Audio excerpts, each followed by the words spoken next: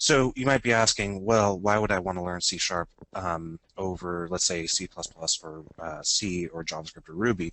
Well, C Sharp has a variety of places that we can place, variety of things that we can place it into, variety of environments, such as um, like a web server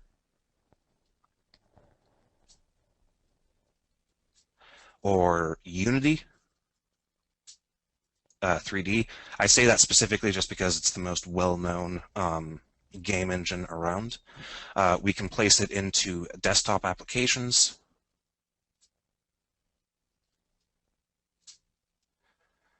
and we can also place it into mobile applications. Now, the great thing about C Sharp is that by knowing this one language, we can target all these different environments.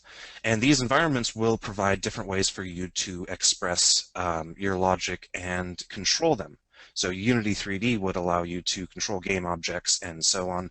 A web server would allow you to control how the browser displays the content that you're trying to display. A desktop app would be, something like Photoshop.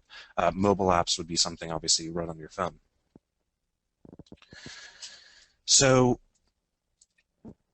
what I want people to expect from this class is, I think that setting expectations is very important. One of the most frustrating things that we run into with all of our beginning students is that we are going to be focusing mainly on console applications. That's what we're going to be writing.